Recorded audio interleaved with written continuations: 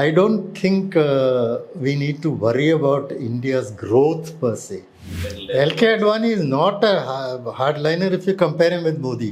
He was not entirely Hindutva oriented. And now the BJP has also started talking about a lot of things. Obviously, they've got some instructions. There only, I think, two are possible, Trishur and Trivandrum. You see, this man is also Modi. He has got a way with people.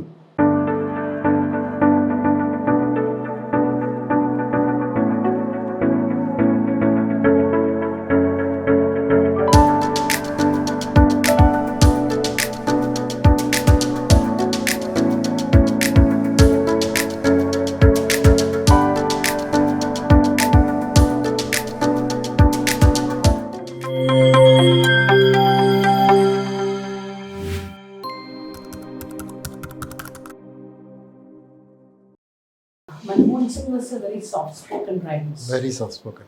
Whereas Modi, ഭയങ്കര outspoken ആയിട്ട്. അതെ മൻമോഹൻ സിംഗിന്റെ സമയത്ത് ഒരുപാട് ഈ cabinet sub committees ഉണ്ടായിരുന്നു. ഉവ്വ്. പല ഗ്രൂപ്പ്സ് ഓഫ് മിനിസ്റ്റേഴ്സ് ഉണ്ടായിരുന്നു.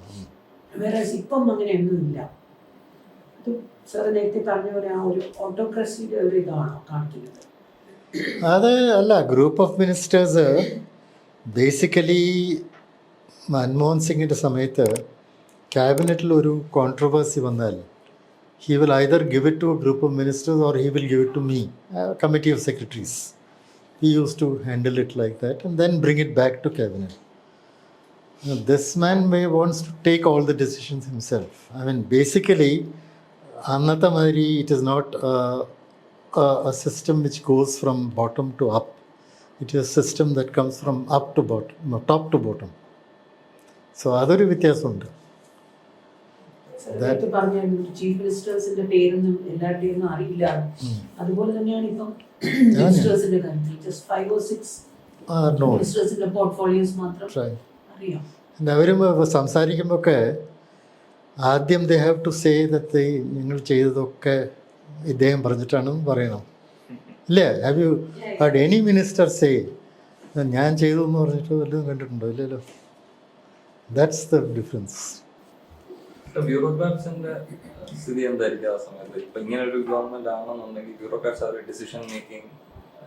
Bureaucrats generally tend to adjust to governments. ഇപ്പോഴത്തെ government, I mean they will find the bureaucrats who will adjust to them.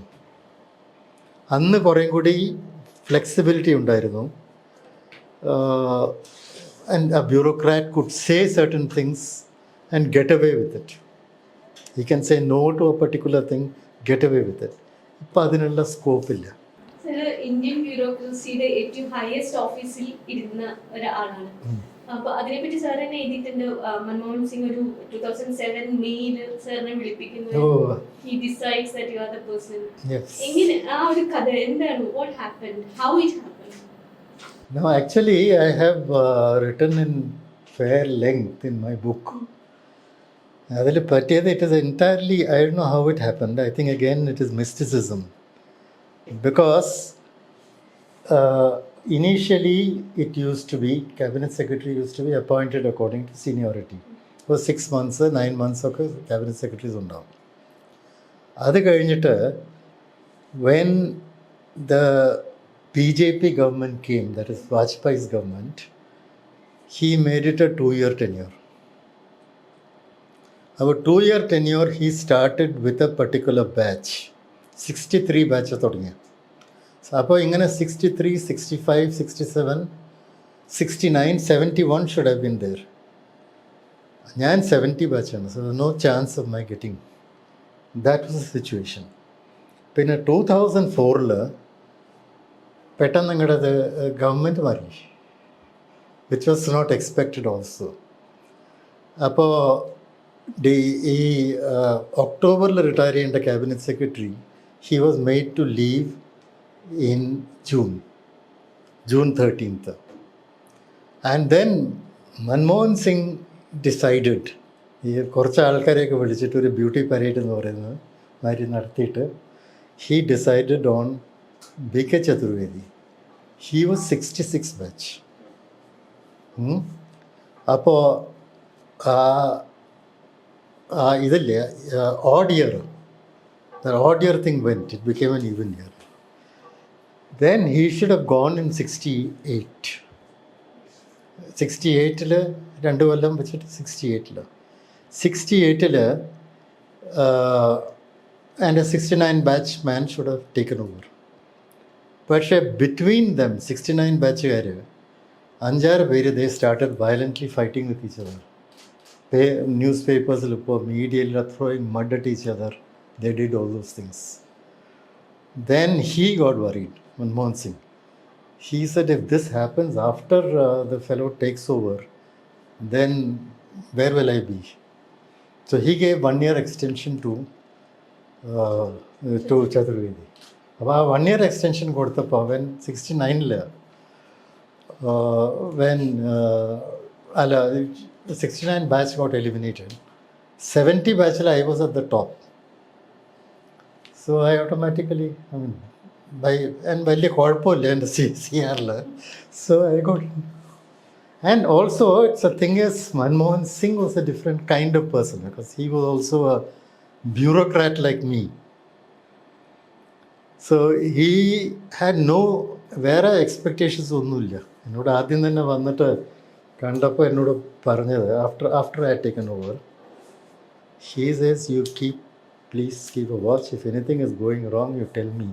And he also told me, even if it relates to my family, you come and tell me.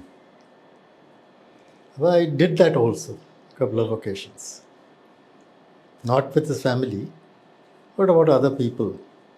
Like some postings, etc., which seemed unfair to me. ഒരു ദിവസം ഈ CBI director.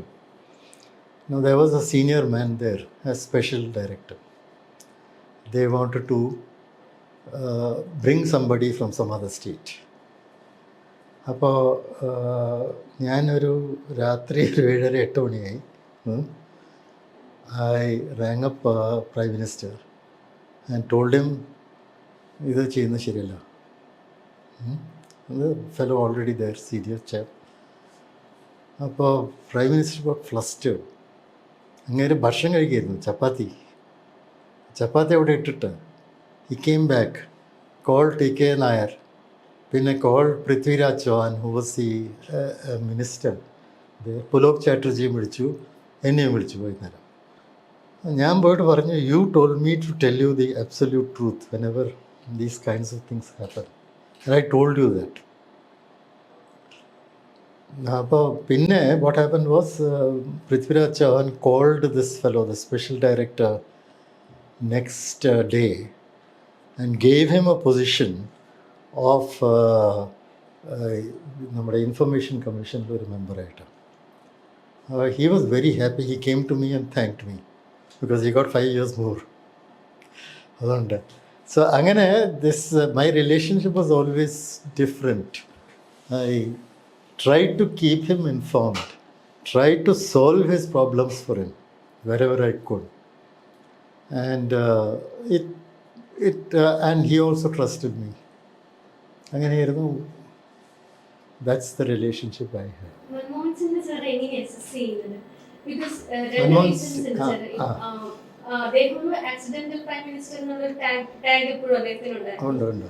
അതുകൊണ്ട് his hands were tied എന്നും real ruling was done by 10 Janpath എന്നുള്ളൊരു narrative ഉണ്ടായിരുന്നു. പലപ്പോഴും അത് real ആണെന്ന് നമുക്ക് തോന്നിയിട്ടുണ്ട്. അപ്പൊ അങ്ങനെ ഒരു ഹാൻഡ്സ് ടൈഡ് ആയിട്ടുള്ള ഒരു പ്രൈം മിനിസ്റ്റർ ആയിരുന്നു Manmohan Singh.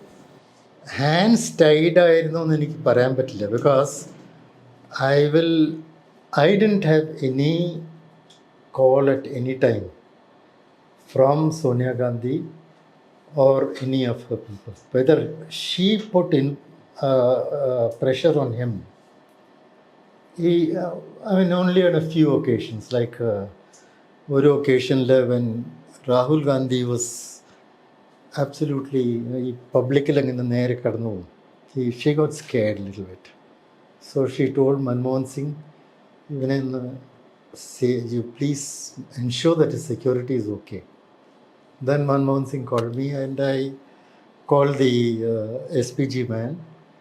And SPG man also said it's very difficult to manage him because പെട്ടെന്ന് നിങ്ങൾ കയറി പോകും. ഇപ്പോഴുള്ള ഹാബിറ്റ്. അപ്പോൾ അങ്ങനെ ചിലതല്ലാതെ I don't know whether he was under that kind. ഒന്ന് രണ്ട് കേസുണ്ട്, ഞാൻ എൻ്റെ ബുക്കിലും എഴുതിയിട്ടുണ്ട്. Like say the appointment of Kalmadi as this Commonwealth ഗെയിംസിൽ, that was completely wrong and he should have changed. Other probably she wanted him to. He had come from some other party. ഏത് party എന്ന് എനിക്ക് ഓർമ്മയില്ല. He had come from some other party. She wanted him to. He was in the Vajpayee government അല്ലേ കൽമാടി? എന്തോ ഒരു minister of സ്റ്റേറ്റോ എന്തായിരുന്നു. But anyway, he came to Congress and she wanted to sort of give it. That was a big mistake she made. That was mean. So അങ്ങനെ mistakes. പിന്നെ another mistake he made was ഈ 2G കേസിൽ I don't know why the PMO should get involve. Because PMOനെ influence ചെയ്യേണ്ട ആവശ്യമില്ല. He only PM had only to write that to write to the minister saying please do things according to the law. If you want any change in policy, come to the cabinet. That is what he should have done, but instead he got involved in a correspondence which didn't pass through me, so I didn't know till much later. So അങ്ങനെ ചില mistakes വന്നിട്ടുണ്ട്, ഒന്ന് രണ്ടെണ്ണം. പിന്നെ of course ചില കാര്യങ്ങളിൽ like Rahul Gandhi tearing that ordinance and all. So it gave that impression that he was strong enough with them. അങ്ങനെ ഒരു ഫീലിംഗ് ഉണ്ടായിരുന്നു. But it has not affected my work. Rahul Gandhi ordinance വലിച്ചിരുന്നത് ഒരു വലിയ ഒരു ഭയങ്കര സിംബോളിക് ആയിരുന്നു. UPA 2 ഒരു undoing ആണ്. He tore up the government. His own government. Yes.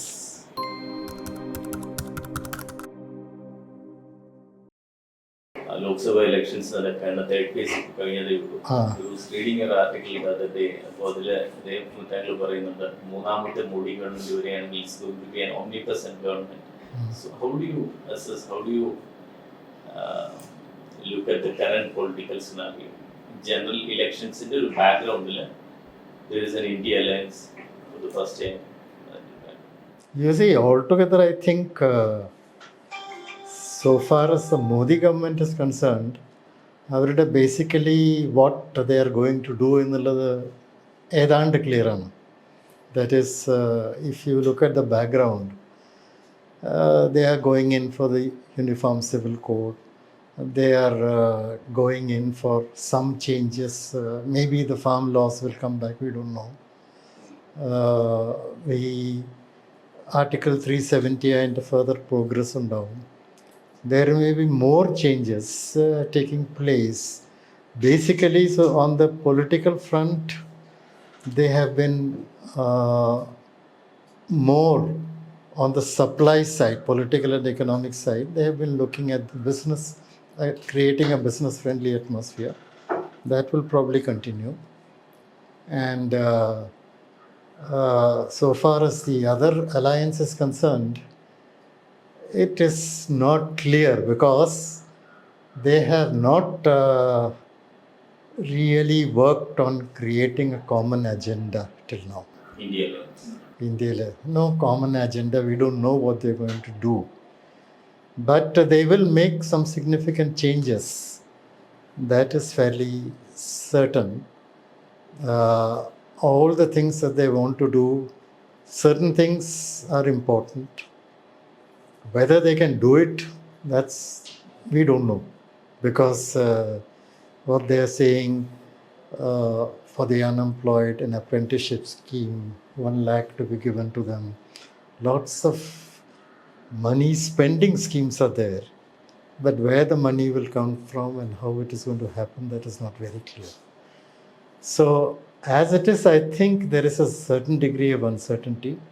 And so far as the first 3 phases are concerned, nobody seems to be able to say clearly which way it is going.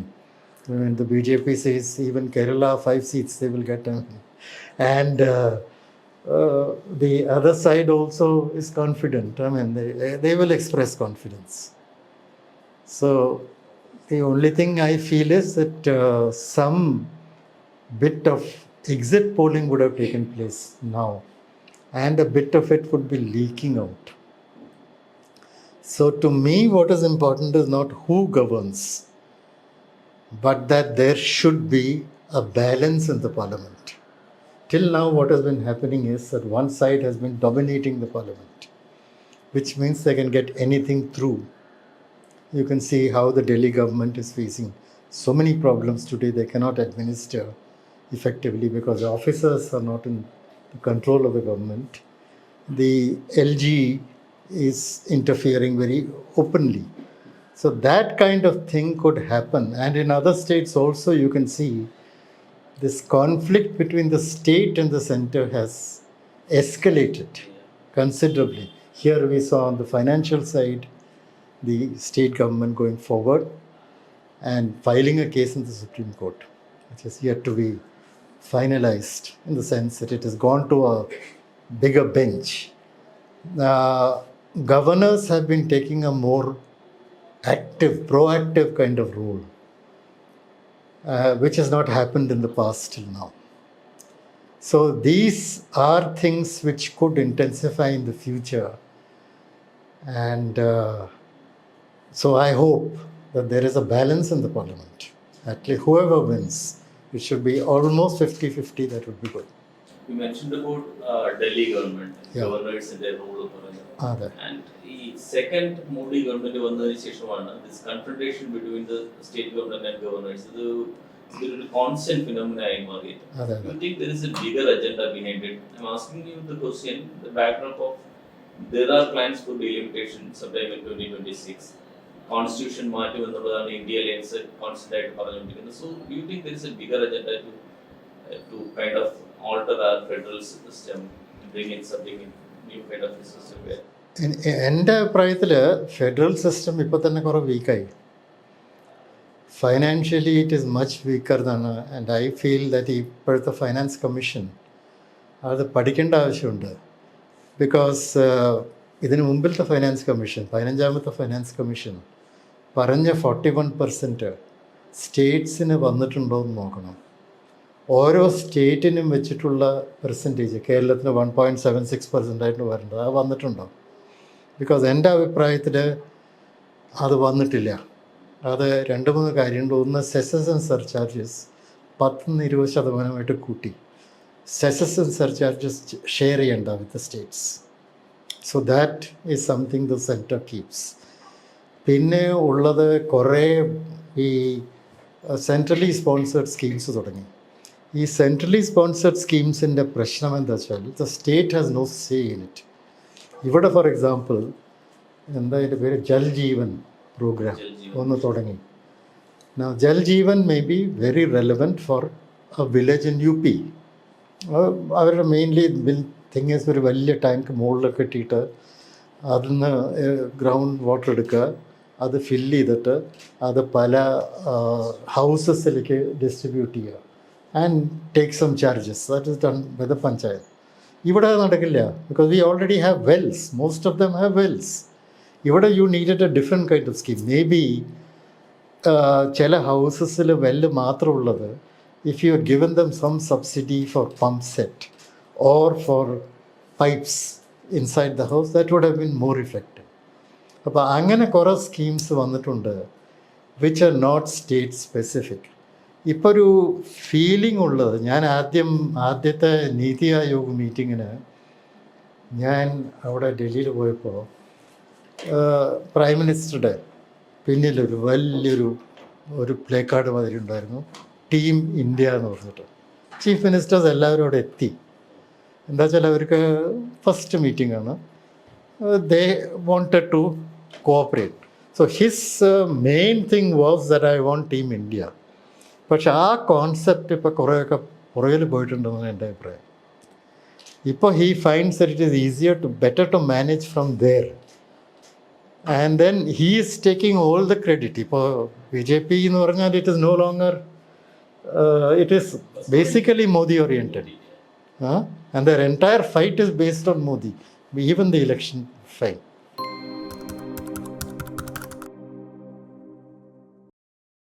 അപ്പോൾ ഒരുപാട് ഒരു desperation തോന്നുന്നുണ്ട്. the way he is talking, 2014, if you see, full of sense of humor, full of confidence. അത് പോയിട്ട് he is now not talking of that at all. He is more into direct attack. And he is not looking confident. That's the other thing. Normally he is a man who shows a lot of confidence. ഇപ്പോൾ ഒരു ചെറിയ ഒരു feeling of tension മാതിരി തോന്നുന്നു. That is true. But whether that, and now the BJP has also started talking about a lot of things. Obviously they've got some instructions. That ഇപ്പോൾ കേരളത്തിൽ തന്നെ 5 seat അവർക്ക് ജയിക്കുന്നൊക്കെ പറയുന്നുണ്ട്. സാർ കരുതുന്നുണ്ടോ അങ്ങനെ ഒരു possibility? Do you anticipate? I don't really anticipate. I think either the LDF or the UDF should win all the seats. That's the feeling. Okay. That's my feeling. I doubt whether there only, I think, 2 are possible, Thrissur and Trivandrum. So the only 2 areas where something is possible. But I don't think that it will be possible to displace Shashi Tharoor. He has got enough of backing. 15 years I lived here, and he's been moving around. And I think that this man, of course, has got a lot of image, Suresh Gopi. So I would have thought clear, but he has got some very strong people to oppose him. Muralidharan undu, Sunil Kumar undu. They are both very strong. The only thing is they are so strong that they may cancel out each other. Yeah. That possibility is there. Sir 2007 അതായത് first U P government എൻഡിലും second U P government ബിഗിനിങ്ങിലും cabinet secretary ആയിരുന്നാണ്. ആ സമയത്തെ ഗവൺമെന്റിന്റെ corruption അലിഗേഷൻസും ഒക്കെ കണ്ടിട്ടുണ്ട്. പക്ഷെ ഇതിനൊക്കെ കഴിഞ്ഞിട്ട് 2014 മുതൽ there is a new narrative or there is an attempt.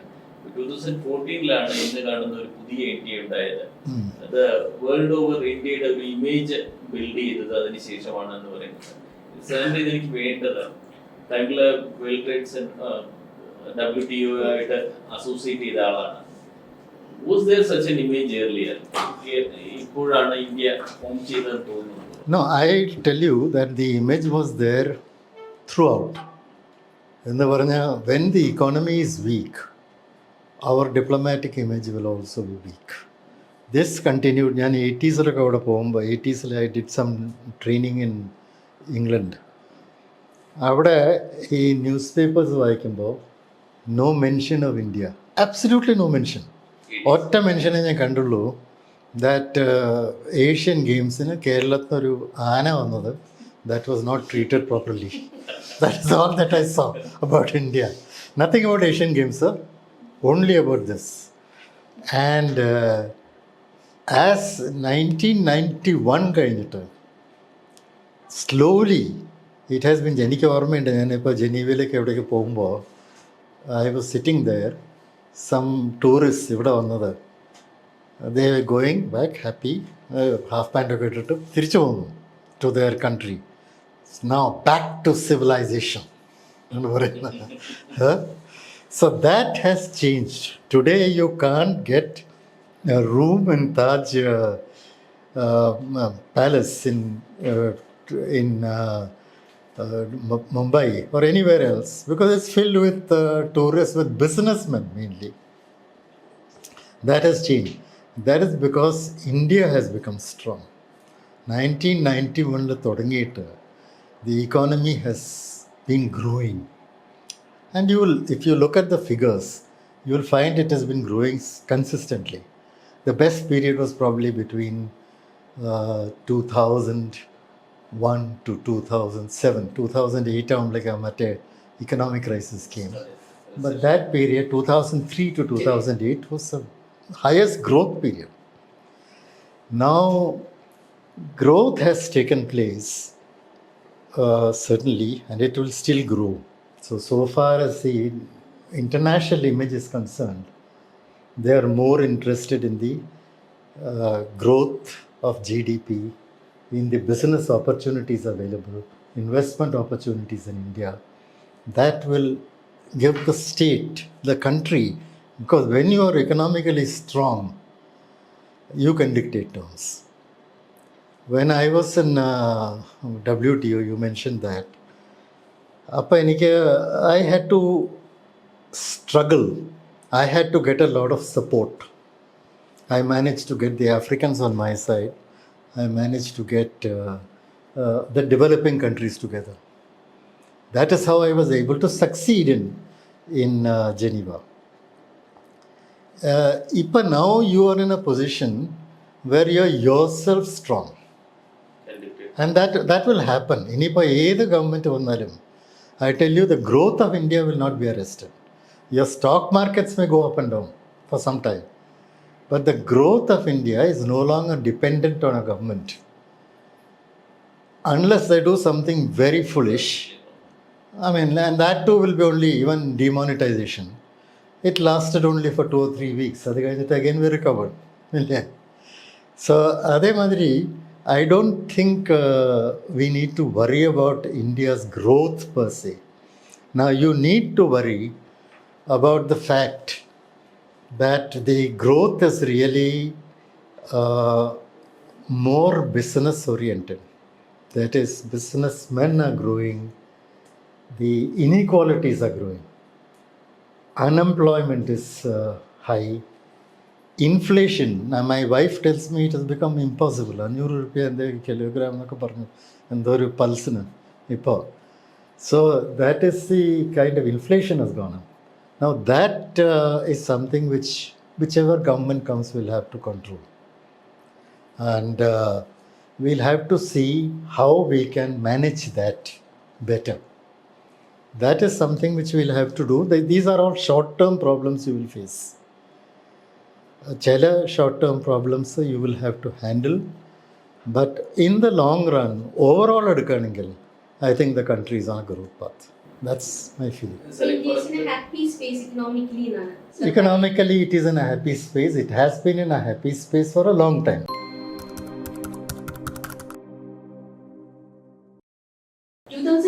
ഇലക്ഷനും Yeah. 2024 ഇലക്ഷനും തമ്മിലൊരു പാരലൽ പലരും പറയുന്നുണ്ട്. അന്ന് ഇന്ത്യ ഷൈനിങ് ക്യാമ്പയിൻ ഒക്കെ കാരണം ഭയങ്കര ഹൈപ്പിലായിരുന്നു. BJP വിൽ കം ബാക്ക് എല്ലാവരും കരുതിയിരുന്ന ഒരു ഇലക്ഷനാണ് 2004. അതേ ഒരു പാരലൽ 2024ലും ഉണ്ടെന്ന് പലരും പറയുന്നുണ്ട്. What do you think of that? അങ്ങനെ ഒരു പാരലൽസ് ഫീൽ ചെയ്യുന്നുണ്ടോ? കുറച്ചൊക്കെ പാരലലുണ്ട്. ഇൻ ദ സെൻസ് ദാറ്റ് അന്ന് നമ്മൾ തുടങ്ങിയത് എന്തായിരുന്നു, ഒരു ഇന്ത്യ ഷൈനിങ് പ്രോഗ്രാം. ആ ഇന്ത്യ ഷൈനിങ് ഒരുപാട് people were making fun of me in Geneva, India shining എന്നൊക്കെ പറയും. But that kind of a thing without the reality of India, അത് വന്നാൽ you see people began to think where is India shining. നമ്മുടെ വില്ലേജിൽ ഷൈൻ ചെയ്യുന്നില്ല, എവിടെയാണ് ഷൈൻ ചെയ്യുന്നത്? അങ്ങനത്തെ ഒരു ഫീലിംഗ് ഉണ്ടായിരുന്നു. അപ്പോൾ അതേമാതിരി this India has been shining for the last 1.5 years. നമ്മൾ G20 മറ്റതും വാക്സിനേഷൻ സർട്ടിഫിക്കറ്റ്സ് അതിലൊക്കെ ഉണ്ടായിരുന്നു. So that parallel is there. Now the image formation, that has never been that was not very strong with Vajpayee. അന്ന് വാജ്പേയി ഉണ്ടായിരുന്നു, മറ്റേ LK Advani was also there. That was not as strong as it is today. So there are some parallels. The economy is more or less in the same state.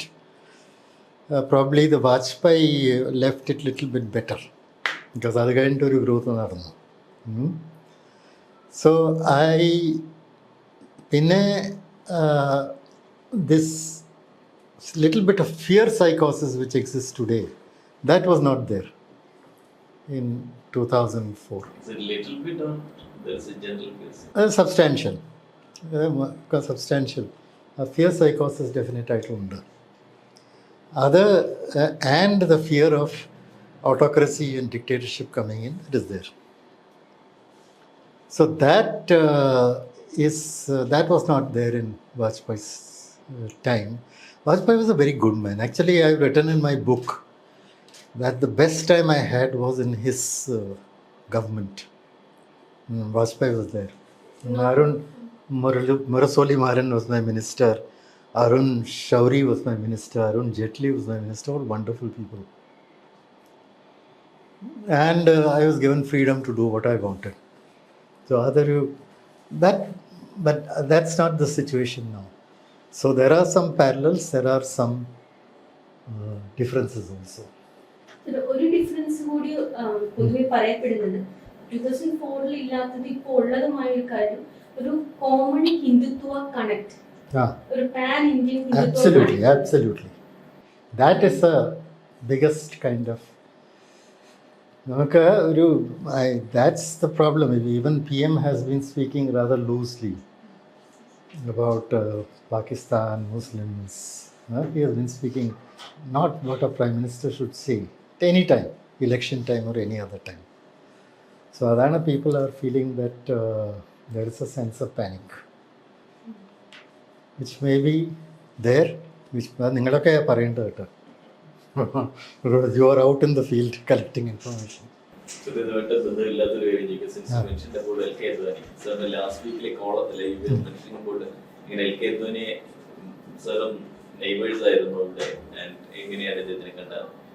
ഈ പൊതുവിൽ കാണുന്നത് പോലെ ഒരു hard liner അല്ലായിരുന്നു L K Advani എന്ന് തോന്നി. L.K. Advani is not a hardliner if you compare him with Modi. He is a hardliner if you compare him with Vajpayee. No, but how was he as A person, wonderful person, wonderful, very genial, very good to talk to, very friendly. That's okay. He was not as a politician, but as a neighbor. എങ്ങനെയായിരുന്നു എന്നുള്ള ഒരു സാറിന്റെ memories ഒന്ന് share ചെയ്യാം. അതായത് എന്തെങ്കിലും ഒരു incident when you went and met him, അങ്ങനെ എന്തെങ്കിലും? I have written that. എഴുതിയിട്ടുണ്ടായിരുന്നു. അല്ല ഇതില് ബുക്കിലല്ല, ആർട്ടിക്കിളില്. അദ്ദേഹം ഒരു ബുക്ക് എനിക്ക് ബുക്ക് പ്രസന്റ് ചെയ്തതൊക്കെ ഉണ്ട്. പലതും he was a deeply religious person, no? എനിക്കും കുറച്ച് സ്പിരിച്വലിസം ഉണ്ട്, meditation and so all I do. So he was also like that to some extent. He was spiritually, and he was not entirely Hindutva oriented. He was open to a lot of mysticism. So that way, അദ്ദേഹത്തിൻ്റെ ബുക്കിൽ എഴുതിയിട്ടുണ്ട്, when emergency സമയത്ത് when he was in jail, his wife went to meet Satya Sai Baba. അപ്പോൾ സത്യ സായിബാബയെ അറിയില്ല. She just went as one, ഒരു കാണാൻ വേണ്ടിയിട്ട് പോയതാണ്, crowd. So suddenly somebody came and told her, Baba wants to see you. അപ്പോൾ she went there and she said, don't worry. And he said, don't worry, your husband will be released today. And it seems at that time it happened. He was released that day. So അങ്ങനത്തെ കുറേ mysticism is there. I have seen his daughter. അവിടെ ഡൽഹിയിലൊരു ഗുരു ഉണ്ടായിരുന്നു, some Air India person had taken me there. And he is a good chap. He used to, അപ്പോൾ മരിച്ചുപോയി കുറച്ച് കാലം മുമ്പ്. So his daughter also used to be there. So his son-in-law had some problem. So she used to believe, and Maneka Gandhi also was there. She was very close, very devoted to this guru, who she says helped her a lot. In the sense that pala constituency delimitation, okay, she says that she didn't want it, and he said, this is the best for you. എന്ന് പറഞ്ഞിട്ട് വേറെ ജഡ്ജിനോട് പറഞ്ഞു എന്നൊക്കെ പറയുന്നുണ്ട്. So our mysticism was there, which is there in me also. So I could get along well with എനിക്കിപ്പോൾ വലിയ മന്ത്രിമാരായിട്ട് problem ഉണ്ടായിട്ടില്ല കേട്ടോ. My belief is that നമ്മളൊരു സർവീസിൽ എൻട്രി ചെയ്ത് കഴിഞ്ഞാൽ ബിഗിനിങ്ങിൽ തന്നെ you are assessed whether this fellow is amenable or not amenable, whether this fellow is corrupt or not corrupt. അത് വെച്ചിട്ട് politicians decide. And then thereafter they don't trouble you. If you are, there will be others who will do it for them, but they won't trouble you.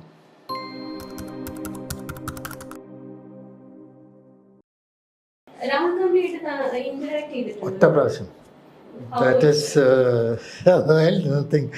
നമ്മുടെ Commonwealth ഗെയിംസിൻ്റെ main പെവിലിയൻ്റെ പിന്നിലൊരു lobby ഉണ്ട്, വേറെ lot of eatables ഒക്കെ.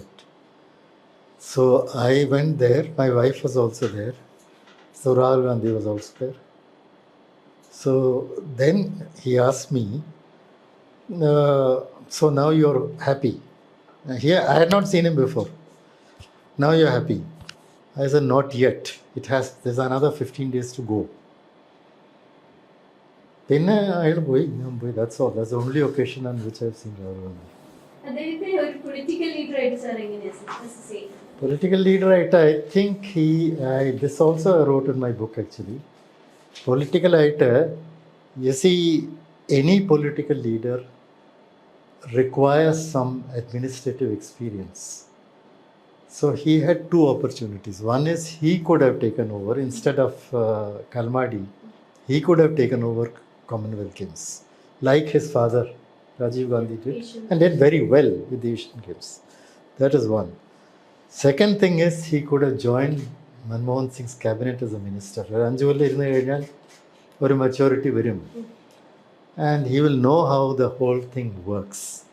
So these two things, I think he was. That's what I felt about him. അതാണ് maturity sir പറഞ്ഞാൽ maturity ഇതുവരെയും രാഹുൽ ഗാന്ധിക്ക് വന്നിട്ടില്ല എന്നുള്ളതൊരു പൊതുവെ പറയുന്ന ഒരു കാര്യമാണ്. He's still evolving. Decades ആയിട്ട് evolve ചെയ്തുകൊണ്ടിരിക്കുന്ന ഒരു ലീഡറാണ്. That is what I feel, that ഇനിയിപ്പോൾ even if they form a government, അതിൻ്റെ ഹെഡിൽ അദ്ദേഹത്തിന് വരുന്നത് കുറച്ച് ബുദ്ധിമുട്ടായിരിക്കും feel. It should be somebody with experience. Experience is very important.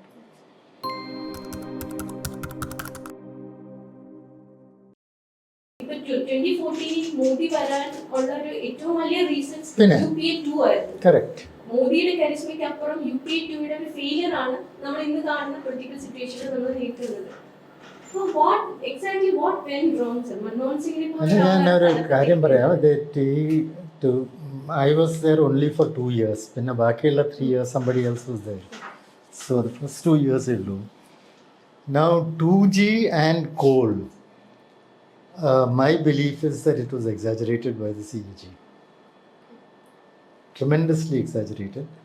Because ഒന്നാമത് ഈ പെർഫോമൻസ് ഓഡിറ്റ് എന്ന് പറയുന്ന സാധനം, performance audit is supposed to be done jointly with the government, and it is to improve performance.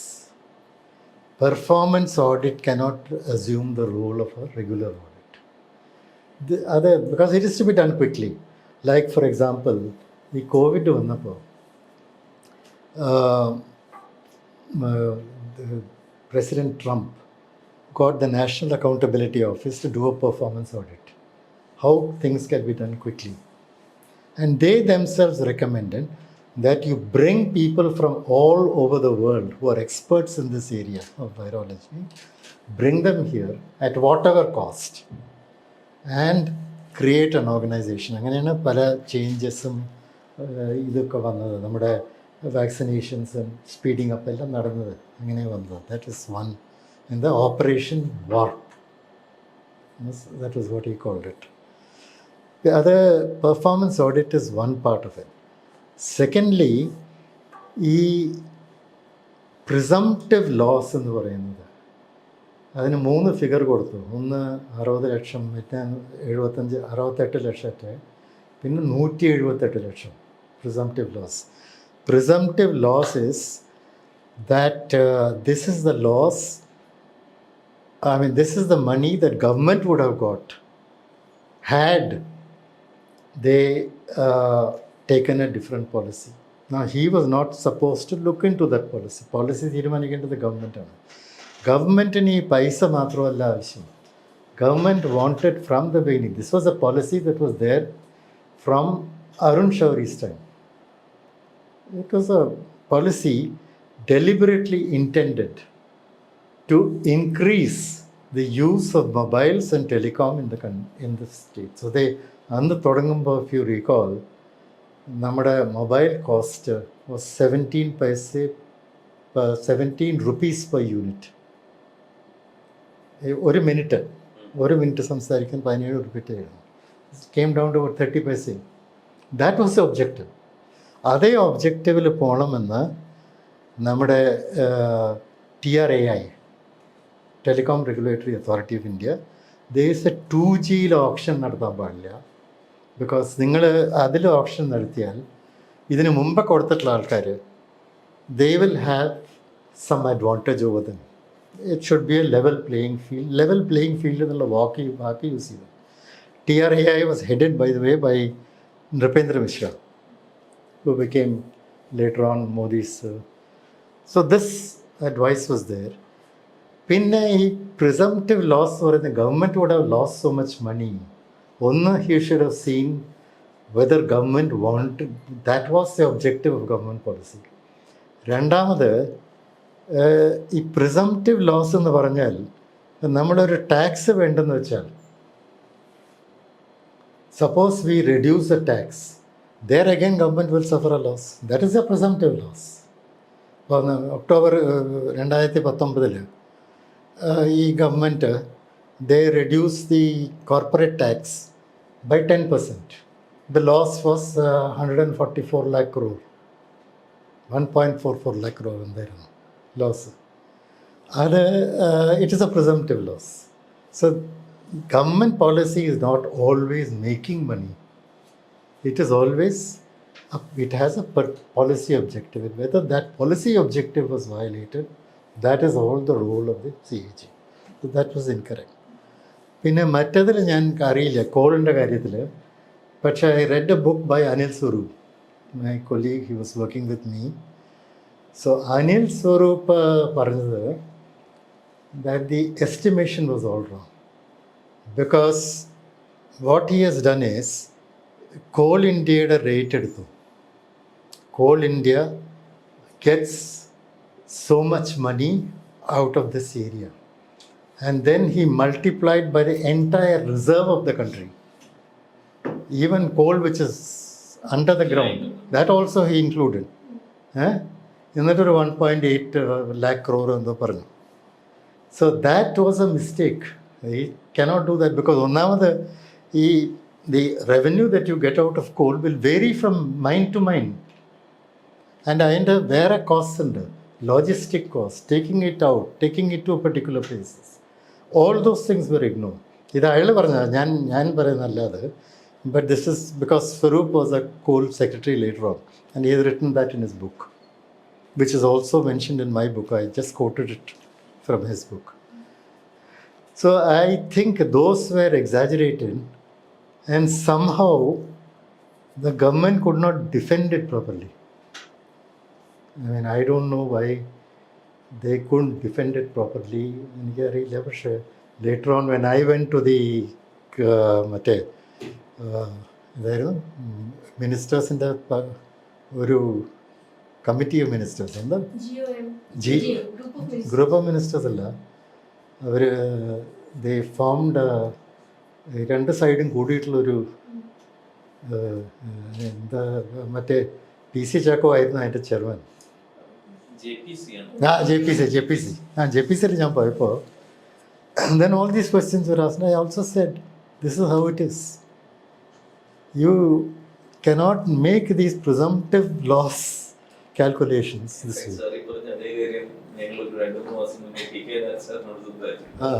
ഗവൺമെന്റിന് പല അലിഗേഷൻസും defend ചെയ്യുന്നതിൽ ഭയങ്കര failure വന്നു. ശരി. And also I think Manmohan Singh got, he's come from the same background as us people. കുറച്ച് bureaucrat ആകുമ്പോൾ കുറച്ച് പേടിയുണ്ടാവും. So he got little nervous. അതാണ് പറ്റിയത്. While on the other hand, Rafale issue വന്നപ്പോൾ Modi had no difficulty. He just went through it. പരാജയപ്പെടുന്നുള്ള ഒരു ഉറപ്പായിരുന്നു സാറിന്റെ correct ആയ prediction. Correct. ഉറപ്പായിരുന്നു. ഉറപ്പായിരുന്നു. അല്ലേ? ഉറപ്പായിരുന്നു. കോൺഗ്രസിൽ പലരും അത് ആന്റിസിപ്പേറ്റ് ചെയ്തിരുന്നില്ല എന്ന് ടി.കെ. നായർ പറയുന്നുണ്ടായിരുന്നു. Like, he also didn't anticipate ഈ ഒരു കൈൻഡ് ഓഫ് ഒരു പരാജയം. It was very clear to everybody. You see, this man is also, Modi has got tremendous, the way he speaks. He has got a way with people. And ആ സമയത്ത് when everybody is feeling bad, ആ Nirbhaya case വന്നു, അണ്ണ ഹസാരെ, ആചാര്യ രാംദേവ്, ഇതെല്ലാം കൂടി വന്നു, plus 2G, എല്ലാം കൂടി there was an impression that there was massive corruption. അത് വന്നു. And that government could not defend. Sir, അത് പഠിച്ചില്ല. അത് because somebody should have studied. അല്ലേ, എനിക്ക് I had to study it because I was going to this GPC. അല്ലെങ്കിൽ ഞാൻ ഇപ്പോഴും പ്രോബ്ലം. സർ നേരത്തെ CBI ഡയറക്ടർ അപ്പോയിന്റ്മെന്റ് പറഞ്ഞപ്പോൾ ഞാൻ ആലോചിച്ചതായിരുന്നു. അതായത് ആ സമയത്ത് സർ ക്യാബിനറ്റ് സെക്രട്ടറി ആയിരിക്കും കേരളത്തിൽ 8 മിനിസ്റ്റേഴ്സ് ഉണ്ടായിരുന്നു, including cabinet ministers. AK Antony ഉണ്ടായിരുന്നു, വയലാർ രവി ഉണ്ടായിരുന്നു. How do you assess AK Antony as a defence minister? കാരണം ഈ ഒരു പോളിസി പാരാലിസിസ് ഉണ്ട് എന്നുള്ളതായിരുന്നു ത്രൂ ഔട്ട് ഹിസ് ടെന്യൂർ ഏറ്റവും വലിയ allegation. He doesn't take decisions. He's a very clean man but doesn't take decisions. ഞാൻ ഇത് കണ്ടിട്ടുള്ളത്, യു സി, ഡിഫൻസ് മിനിസ്ട്രിയിൽ സാധാരണ they are never able to spend their budget allocation. ഓരോ ബഡ്ജറ്റ് അലൊക്കേഷൻ ചെയ്യുമ്പോഴും the defence minister will say എനിക്കിത് പറ്റില്ല, ഇത് കുറേ കൂടി വേണമെന്ന് പറയും. But at the end of the year he is not able to spend that amount. While AK ആൻ്റണിയുടെ സമയത്ത് he not only spent the amount, he asked for more, invariably. So I don't see any policy paralysis there. I think whatever was given to him, he did the best he could. Sir, UPA 1-ലും UPA 2-ലും ഉണ്ടായിരുന്ന ഒരു ഭരണത്തെ വളരെ അടുത്ത് നിന്ന് അല്ലെങ്കിൽ മുകളിൽ നിന്ന് വീക്ഷിച്ച ഒരാളാണ്. UPA 1 ഗവൺമെന്റ് എന്ന് പറയുമ്പോൾ നമ്മുടെ മനസ്സിൽ വരുന്ന നരേഗ, അങ്ങനത്തെ കുറെ നല്ല കാര്യങ്ങൾ ചെയ്ത ഒരു ഗവൺമെന്റ് എന്നുള്ള ഇംപ്രഷനും, UPA 2 നമ്മൾ ആദ്യം പറഞ്ഞ പോലെ സ്കാംസിന്റെ പേരിലുമാണ്. അപ്പൊ എന്ത് തലപ്പത്തിരുന്നവർ ഓൾമോസ്റ്റ് സെയിം ആണ്, പക്ഷെ എന്തുകൊണ്ടാണ് UPA 1-ഉം 2-ഉം തമ്മിൽ ഇത്രയും വലിയൊരു ഡിഫറൻസസ് വരാൻ എന്താ കാരണം? UPA 1-ൽ you are absolutely right. UPA 1-ൽ 2009 ഇലക്ഷൻ വരുമ്പോൾ I was fairly certain, not 100% certain, fairly certain that they will come back. Because കുറേ ഡിസിഷൻസ് എടുത്തിട്ടുണ്ട്. എന്നാൽ സിവിൽ ന്യൂക്ലിയർ ബില്ല്, പിന്നെ 2611 handling, then oil strike handle ചെയ്ത്, ഇതൊക്കെ പീപ്പിൾ ന്യൂ. സോ ഡിസിഷൻ ഉണ്ടായിരുന്നു. I think മറ്റേ UPA 2-ൽ what happened was that all these controversies arose and അത് ഡിഫെൻഡ് ചെയ്യാൻ ആരും ഉണ്ടായിരുന്നില്ല ശരിക്കും പറയാൻ. It has to be defended strongly. അതുകൊണ്ടായില്ല. ലെഫ്റ്റിന്റെ ഒരു ക്ലെയിം എപ്പോഴും UPA 1-ന്റെ സപ്പോർട്ട് ആയിട്ട് ലെഫ്റ്റ് ഉണ്ടായിരുന്നു, UPA 2 ഇല്ലാതിരുന്നത് ലെഫ്റ്റ് ഇല്ലല്ലോ ആ പിക്ചറിൽ. അപ്പൊ അങ്ങനെ ലെഫ്റ്റിന്റെ ഒരു പ്രസൻസ് മാറ്റേർഡ് എന്ന് സാറിന് തോന്നിയിട്ടുണ്ടോ?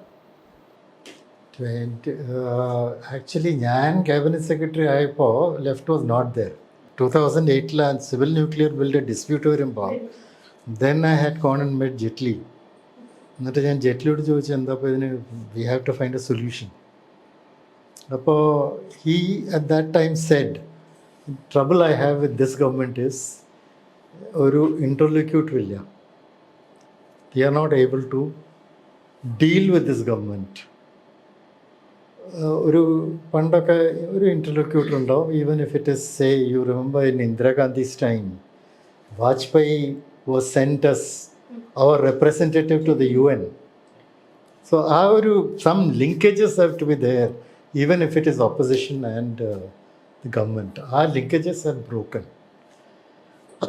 2008 ആകുമ്പോഴേക്കും ഈ ക്രൈസിസ് വന്നപ്പോൾ, ഈ 2Gയും മറ്റേ ഇതും വന്നപ്പോൾ, മറ്റേ ആൻഡ് ദെൻ ലോക്പാലിനെ പറ്റിയിട്ട് വലിയൊരു ക്രൈസിസ് ആയിട്ട് പറഞ്ഞിരുന്നു, ഓർമ്മയില്ലേ? അങ്ങനെയാണ് ഈ അണ്ണ ഹസാരെ അവിടെ വന്നിരുന്നത്. അത് കഴിഞ്ഞിട്ട് മറ്റേ Acharya Ramdev also came there. എല്ലാവരും കൂടി അപ്പോഴാണ് വന്നത്. India Against Corruption. കെജ്രിവാളും കിരൺ ബേദിയും എല്ലാവരും ഒരുമിച്ച് ആ സമയത്ത് ദേവതേർ. നൗ ആ ലോക്പാൽ ഇപ്പോഴും ഇല്ല കേട്ടോ. ഒന്നുണ്ട്, പക്ഷേ ഇറ്റ് ഹാസ് നോ വർക്ക്. ഒന്നുമില്ല, പക്ഷെ ഒന്നുമില്ല, വർക്കില്ല അവർക്ക്. അപ്പോൾ അതിൻ്റെ ഇത് പോയി. So what I am saying is, ആ സമയത്ത് I think they couldn't defend strongly enough. അതിൻ്റെ material I don't know why it happened. It should have been studied a lot more. And I think PM should not have intervened. That's one thing I feel he did wrong. First UP government സമയത്താണെന്ന് വളരെ ക്രൂഷ്യലായി കുറേയേറെ സംഭവം വരുന്നത്. Right to Information Act ആണെങ്കിലും, then Forest Rights Act വരുന്നു, നരേഗ വരുന്നു, അങ്ങനെ കുറേയേറെ വളരെ ബ്രേക്കിംഗ് ആയിട്ടുള്ള മൂവ്മെന്റ്സ് ഒക്കെ വരുന്ന ആ സമയത്താണ്. അതെ, ശരിയാണ്. സോ അത് പോയി. എന്നിട്ട് instant it went into this scam business. അല്ല, എനിക്ക് തോന്നുന്നു നേരത്തെ സിതാര ചോദിച്ചതിന്റെയും ലെഫ്റ്റിന്റെ ഒരു പ്രസൻസ് ആ സമയത്ത് ഇത്തരം ലെജിസ്ലേഷൻസ് കൊണ്ടുവരുന്നതിൽ വളരെ ക്രൂഷ്യൽ ആയിരുന്നു. സെക്കൻഡ് യുപി സമയത്തായപ്പോൾ ഒരു ചെക്ക് ആൻഡ് ബാലൻസ് സിസ്റ്റം ഇല്ലാതായ ഒരു ഫീൽ വന്നു. Antony had no real role in the appointment of CBI director. That is generally left to the Home Minister. And Home Minister അന്ന് ചിദംബരമായിരുന്നു.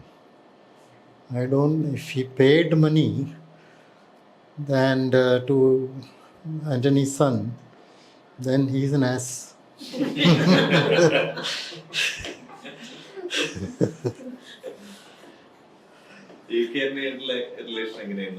Very good, very good. എനിക്ക് പണ്ട് മുതലേ അറിയാം ഇതിനെ. It's very good. Is always A very gentle good person. ഈ നേരത്തെ പറഞ്ഞ defence മിനിസ്ട്രിയുടെ കാര്യം, അതിന്റെ മറ്റൊരു കാര്യം വെച്ചിരിക്കണം. ഇദ്ദേഹം മേക്ക് ഇൻ ഇന്ത്യ സമയത്താണ് ആദ്യമായിട്ട് ഈ ഇന്ത്യനൈസേഷൻ. മോദിയുടെ സമയത്ത് മേക്ക് ഇൻ ഇന്ത്യ ഒക്കെ വരുന്നെങ്കിലും DRDOയിലൊക്കെ കൂടുതലായിട്ട് ഈ സ്വദേശി പ്രോഡക്റ്റുകൾ കൊണ്ടുവരിക എന്നുള്ളത് ആന്റണിയുടെ ഒരു ടെന്യൂറിലാണ് സ്റ്റാർട്ട് ചെയ്തത്. അന്ന് അത് ഒരുപാട് ക്രിട്ടിസൈസ് ചെയ്യപ്പെടുകയും ചെയ്തു. കാരണം പലതും അത്ര HIL-ലും ഒക്കെ ഇന്ത്യനൈസേഷൻ നടപ്പിലാക്കാൻ ശ്രമിക്കുകയും സർട്ടൺ എക്സ്റ്റെന്റ് അത് വിജയിക്കുകയും ചെയ്തു. പിന്നെയാണ് മേക്ക് ഇൻ ഇന്ത്യ ആകുന്നത്. ആ സമയത്ത് എങ്ങനെയായിരുന്നു Antony as a defence minister commanding respect from the forces and all? Oh yes, I think എല്ലാവരും they had a lot of respect for him because he is not a man who threw his weight around. He was always remained the same Antony. So the people respected him, and they I mean, I have never heard anything.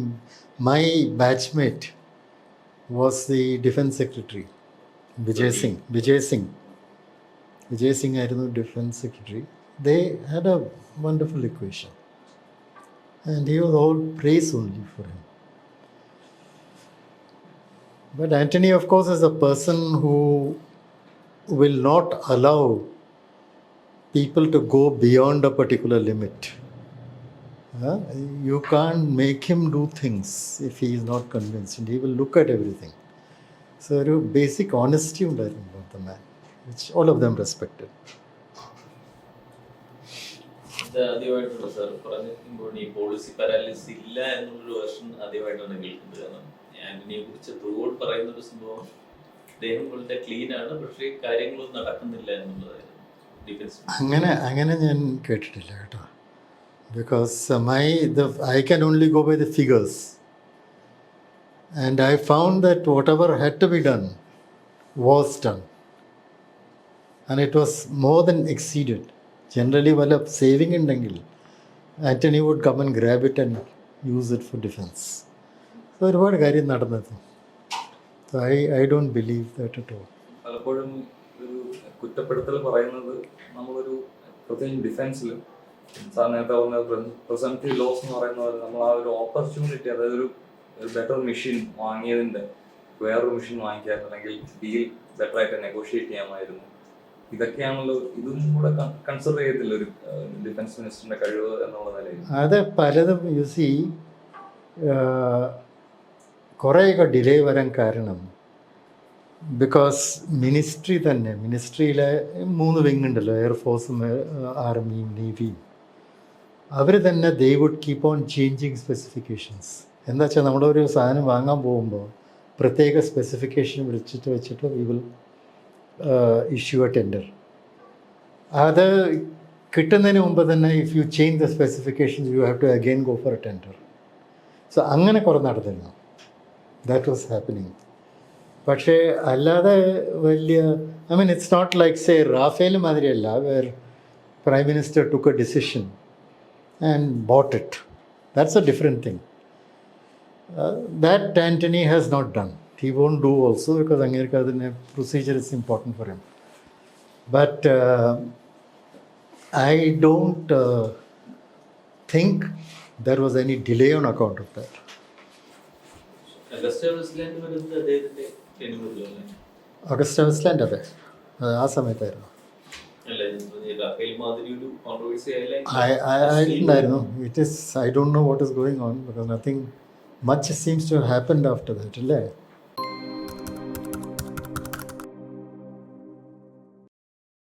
കഴിഞ്ഞ ഒരു 10 year കഴിഞ്ഞിട്ട് മോഡിയുടെ ഒരു റഷീമിന്റെ last ഇപ്പം എല്ലാവരും സംസാരിക്കുന്നത് even India Congress ഉൾപ്പെടെ സംസാരിക്കുന്നതെന്ന് പറയുന്നത് നമ്മളൊരു നെഹ്റുവിയൻ സോഷ്യലിസത്തിലേക്ക് ഇൻക്ലൂസീവ് ഡെവലപ്മെന്റിലേക്ക് തിരിച്ചു പോകണം. അത് ഈ എക്കോണമി ഓപ്പൺ ചെയ്തവർ തന്നെയാണ് ഇതിൽ ചില പ്രയാസങ്ങളുണ്ട്, ഇത് ജനങ്ങൾക്ക് ഉപകാരപ്രദമായ ഒരു മാർഗത്തിലല്ല പോകുന്നത് എന്ന് പറയുന്നത്. എന്ന് പറഞ്ഞാൽ ഒരു സൗത്ത് നോർത്ത് ഡിവൈഡ് അത്രത്തോളം രൂക്ഷമായി ഈ പാവപ്പെട്ടവരും അല്ലാത്തവരും തമ്മിലുള്ള ഒരു അൺഎംപ്ലോയ്മെന്റ്. അപ്പം അത്തരം ഒരു തിരിച്ചു പോകി ഇനി സാധ്യമാണോ അതോ വെറുതെ ഒരു ജസ്റ്റ് ഒരു ഇതിനു വേണ്ടി ഒരു പറയുന്നത്? തിരിച്ചു പോക്കെന്ന് ആവശ്യമുണ്ട് തോന്നുന്നില്ല എനിക്ക്. എന്താ വെച്ചാൽ ഈ 1991 ഒരു policy of liberalisation of the ഇക്കോണമിയാണ് വന്നത്. Now what you mentioned inclusive government, that is essentially part of this. ഇപ്പോൾ നമ്മൾ എക്കോണമി ഗ്രോ ചെയ്യുമ്പോൾ അതിൻ്റെ ബെനിഫിറ്റ്സ് ഇപ്പം എന്താ പറയുന്നത് 22 ബില്യൺ ഉണ്ടാക്കിയിട്ടുള്ളൂ എന്നാണ് പറയുന്നത്. ബാക്കിയെല്ലാം and 50% of the lower, they are sharing 3% of GDP. അങ്ങനെ പറയുന്നത്. That kind of division ഇല്ലാതിരിക്കാൻ നോക്കണം. That is important. That is part of our political and economic. 91 liberalisation വന്നതുകൊണ്ട് കുറേ അധികം ഇക്കോണമി ഡെവലപ്പ് ചെയ്തു. But to make sure that economy develops in an even handed fashion, അതിന് that you need. നിങ്ങൾ പറഞ്ഞ നേരത്തെ Nehruvian philosophy. ഇപ്പം നമ്മൾ ഈ ആത്മനിർഭർ പ്രോഗ്രാം എന്ന് പറയുന്നില്ലേ, അത് നെഹ്റുവിയൻ ഫിലോസഫിയാണ്. Self sufficiency. അന്ന് നമ്മളൊരു സ്ട്രിക്റ്റായിട്ട് why did we put import duties on a range of products? Because അത് ഇവിടെ വന്നാൽ നമ്മുടെ ഇൻഡസ്ട്രി വിൽ സഫർ എന്നുള്ള ഐഡിയ ആയിരുന്നു. കുറച്ച് കാലം കഴിഞ്ഞപ്പോൾ വി സഡൻലി ഡിസ്കവേർഡ് 91 ആകുമ്പോഴേക്കും that this was acting as a restraint. ഇപ്പോൾ ഇവിടെ നമ്മൾ I use to keep thinking ആ സമയത്തും 75, 76, 80 ഈ ഇവിടെ ഒരു വണ്ടി കിട്ടാൻ, ഒരു കാറ് മേടിക്കാൻ you have to wait for 4 to 5 years. And ഈ സെക്കൻഡ് ഹാൻഡ് വണ്ടിക്ക് പുതിയ വണ്ടിക്കാളും പ്രൈസ് കൂടുതലുണ്ടായിരുന്നു because of heavy duties. അപ്പോൾ ആ ഡ്യൂട്ടി കുറച്ചാൽ immediately production will increase. Production increase ചെയ്യുമ്പോൾ jobs will increase. The incomes of a large number of people will increase and greater availability will be there. അതാണ് that is what it doesn't mean ഈ liberalisation should not be the same, should not mean the same as concentration of wealth. അതല്ല, concentration of wealth alla liberalization. Liberalization is allowing the economy to grow. അപ്പോൾ അതിൽ ഏത് പാത്തിൽ പോകണമെന്നുള്ളത് that government has to decide and it has to be an inclusive path. അതിനെപ്പറ്റി സംശയമൊന്നുമില്ല. ആരും പറയുന്നില്ല. Even Modi government doesn't say, they are also saying they are inclusive. അവരെ പ്രോപ്പർട്ടി വളരെ കുറച്ച് 25 കോടി പോരല്ല എന്ന് പറയുന്നപ്പോൾ അതുപോലെ തന്നെ ഈ ടാക്സിന്റെ കാര്യമൊക്കെ പറയുമ്പോൾ പുതിയ ഒരു ടാക്സ് സിസ്റ്റം GST ഉൾപ്പെടെ പലതും വരുമ്പോൾ നമ്മൾ കാണുന്നത് കേരളം പോലെ വേറൊരു തരത്തിൽ പല കാര്യങ്ങളിലും ഹ്യൂമൻ ഡെവലപ്മെന്റിൽ ഉൾപ്പെടെ പല കാര്യങ്ങളിലും മുന്നിൽ നിൽക്കുന്ന സ്റ്റേറ്റുകൾക്ക് അവർക്ക് അർഹതപ്പെട്ട വിഹിതം സ്റ്റേറ്റിൽ ഇരുന്നോണ്ട് സാറിന് അറിയാം, അത്തരം സാധനങ്ങളിൽ നിന്നെല്ലാം കേരളം വളരെ പിന്തള്ളപ്പെടുന്നു. വളരെ ഹോസ്റ്റൈൽ ആയിട്ടുള്ള ഒരു സെൻട്രൽ ഗവൺമെന്റ് അവിടെ ഇരിക്കുകയാണെന്നുണ്ടെങ്കിൽ ഇത് ഒരിക്കലും നടക്കുകയില്ല. അത്തരം ഒരു സിസ്റ്റത്തിന്റെ ഒരു ഇഷ്യൂ നിലനിൽക്കുകയാണ്. തീർച്ചയായിട്ടും ഞാൻ നേരത്തെ പറഞ്ഞല്ലോ, ഫെഡറലിസം ഒരു ബാക്ക് സീറ്റ് എടുത്തിട്ടുണ്ട് കഴിഞ്ഞ കുറേ കൊല്ലങ്ങളിൽ. അത് ഇനി ഇതേ സിസ്റ്റം കണ്ടിന്യൂ ചെയ്യണമെങ്കിൽ ഇറ്റ് വിൽ ബിക്കം വേഴ്സ്. അപ്പോൾ ഇത് മാത്രമല്ല, നിങ്ങൾ പറഞ്ഞ് ഫൈനാൻഷ്യലായിട്ട് അത് ശരിയാണ് നിങ്ങൾ പറയുന്നത്. I 100% agree with you. നമുക്ക് കിട്ടേണ്ട ഷെയർ ശരിക്കും കിട്ടിയിട്ടില്ല, കിട്ടേണ്ടതാണ്. That is my view. പിന്നെ രണ്ടാമത് നമുക്ക് ഈ സ്റ്റേറ്റിന് യു കൻ സീ കൂടുതൽ കൺട്രോൾസ് വന്നുകൊണ്ടിരിക്കുന്നു. Governors are interfering too much in state government generally. അപ്പോൾ അങ്ങനെ പല മാറ്റങ്ങളും ഫെഡറലിസമിനെ അഫക്റ്റ് ചെയ്യുന്നുണ്ട്. That is over all over. പിന്നെ Enforcement Directorate, CBI, all these are not good signs. ഈ കേരളവും സെൻട്രൽ തമ്മിലുള്ള ഈ ഫിസിക്കൽ റിലേഷനിലുണ്ടാകുന്ന ഒരു സ്ട്രെയിനും കേസും ഒക്കെ ഉണ്ട്. അത് എങ്ങനെ അവസാനിക്കുന്നു സാർ? ഞാൻ ആദ്യം വായിച്ചപ്പോൾ ഞാൻ എഴുതിയിട്ടുണ്ടായിരുന്നു, ഫൈനാൻഷ്യൽ എക്സ്പ്രസ്സിൽ നരേന്ദ്രനാഥായിട്ട് ഒരു ഇൻ്റർവ്യൂ ഉണ്ടായിരുന്നു. ഞാൻ ആ ആർട്ടിക്കിൾ 293 വായിച്ചപ്പോൾ എനിക്ക് തോന്നിയത് Kerala has A strong case എന്നാണ്. എന്താ വെച്ചാൽ അതിൽ പറഞ്ഞിട്ടുള്ളത്, ആർട്ടിക്കിൾ 293 4 ക്ലോസ് ഉണ്ട്. അതിൽ പറഞ്ഞ ക്ലോസ്, ആദ്യം പറഞ്ഞ clause that the state can borrow, the centre can borrow. Centre borrows for central debt, state for state debt. ഇതിപ്പോൾ നമ്മൾ ഈ 7th ഷെഡ്യൂളിൽ ലിസ്റ്റ് 1ഉം ലിസ്റ്റ് 2 കണ്ട അതിലും ക്ലിയറാണ്. സെൻട്രൽ ബോറോയിങ്ങും സ്റ്റേറ്റ് ബോറോയിങ്ങും സെപ്പറേറ്റ് ചെയ്തിട്ടുണ്ട്. പക്ഷേ അതിൽ തന്നെ 3-4 ക്ലോസിൽ പറഞ്ഞിരിക്കുന്നത്, so long as government, a state government has a debt to the central government, it should seek the government's permission. ഞാൻ വായിച്ചത്, എനിക്ക് തോന്നിയത്, that applies only to government debt, not to corporate debt എന്നാണ് എനിക്ക് തോന്നിയത്. പക്ഷേ ഇതിപ്പോൾ കോർട്ടിൽ പോകുമ്പോൾ they will have to look at constituent assembly discussions. അത് ഞാൻ കുറച്ച് വായിച്ചു. കോൺസ്റ്റിറ്റ്യൂവൻ്റ് അസംബ്ലി ഡിസ്കഷൻസിൽ കാണുന്നത് മറ്റേ ഗവൺമെൻറ് ഓഫ് ഇന്ത്യ പറയുന്ന മാതിരിയാണ്.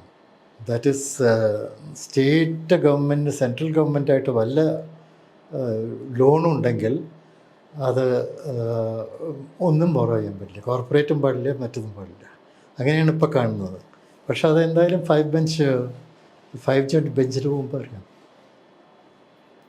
കേരളം സുപ്രീം കോടതിയിൽ പോയിരിക്കുന്നത് കേരളത്തിന്റെ ഭാഗത്തൊരു ന്യായമുണ്ടെന്ന് തന്നെ എന്നാ എനിക്ക് തോന്നിയത്. പക്ഷെ അതിൻ്റെ ഇൻ്റർപ്രിട്ടേഷൻ എങ്ങനെ വരുന്നുള്ളത് പറയാൻ പറ്റില്ല. പക്ഷേ ഈ സെൻട്രൽ സ്റ്റേറ്റ് റിലേഷൻഷിപ്പ്, ഈ കേരളത്തിന്റെ ഒരു കേസ് എന്ന് പറയുന്നത്, സാർ നേരത്തെ പ്രൊഫസറെ കുറിച്ച് പറഞ്ഞതുപോലെ തന്നെ സെൻട്രൽ സ്റ്റേറ്റ് റിലേഷൻഷിപ്പിൽ ഒരു വലിയ പൊളിച്ചെഴുത്ത് ഈ പുതിയ ഗവൺമെന്റുകൾ വന്നാൽ അത് ഉണ്ടാകേണ്ടത്. ആബ്സല്യൂട്ട്ലി. നമ്മളെല്ലാം പോയില്ലേ ഇപ്പോൾ എന്ന് പറഞ്ഞാൽ, ഇപ്പോൾ പ്ലാനിങ് കമ്മീഷനുള്ളത് പോയി. പ്ലാനിങ് കമ്മീഷൻ ഒരു ലിങ്ക് ഉണ്ടായിരുന്നു ത്രൂ ദ സ്റ്റേറ്റ്സും സെൻറ്ററും കൂടിയിട്ട്. അതേമാതിരി നാഷണൽ ഡെവലപ്മെൻറ്റ് കൗൺസിൽ ഉണ്ടായിരുന്നു. At least once in a year meet ചെയ്യും. അന്നേരം എല്ലാ സ്റ്റേറ്റ്സിനും, ആൻഡ് അവർ പറയുന്ന പോയിൻ്റൊക്കെ അവർ ഒരുപാട് എഴുതിയിട്ട് ബുക്കായിട്ട് തരും.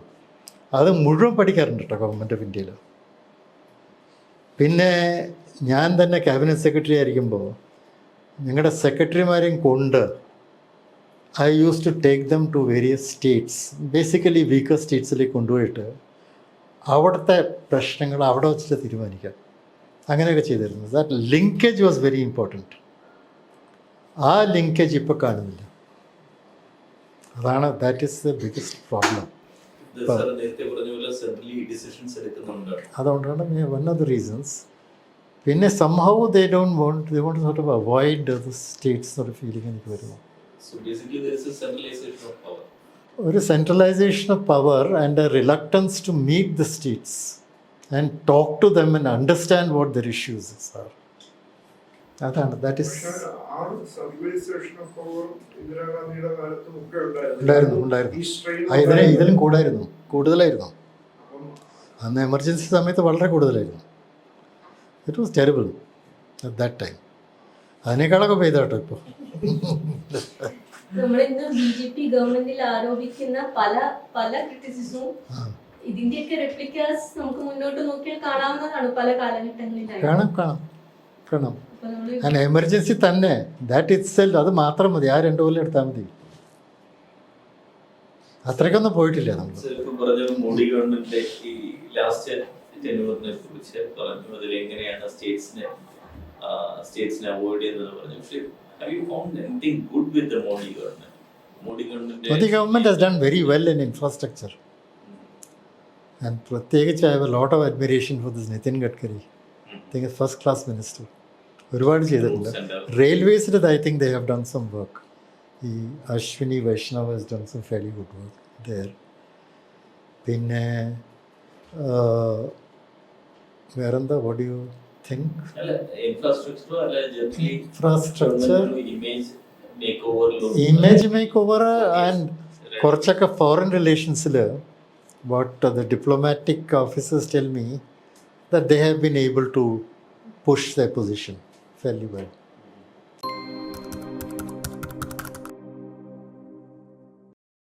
നമുക്കൊരു ഇതേ സ്ട്രെങ്ത് വെക്കുകയാണെങ്കിൽ പാർലമെൻറ്റിൽ 534 അല്ലേ, 534 or something, നമ്മുടെ share will come down from 20 to 15.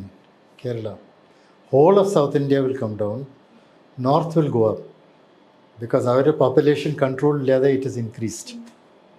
Our population has declined. നമ്മളിപ്പോൾ ഫാമിലി പ്ലാനിങ് ഒക്കെ സീരിയസ് ആയിട്ട്. So we will lose. That means നമ്മുടെ ഇൻഫ്ലുവൻസ് കുറയും. So that is going to happen if delimitation takes place. ഇതുവരെ അപ്പോൾ നമ്മൾ 2 പ്രാവശ്യം 2 പ്രാവശ്യം ഡീലിമിറ്റേഷൻ ചെയ്യേണ്ടതായിരുന്നു. അത് we just postponed it by 10 more years. ഇത് ഇനിയിപ്പോൾ അവർ ചെയ്യുമല്ലോ എന്നറിയില്ല. Again, as I told you, പല ഇഷ്യൂസും ഈ പാർലമെൻ്റ് സ്ട്രക്ചർ മാതിരി ഇരിക്കും. If it is too much on one side, it will affect. ഇപ്പോൾ നമുക്കൊരു വേണ്ടതൊരു നല്ല ബാലൻസാണ്.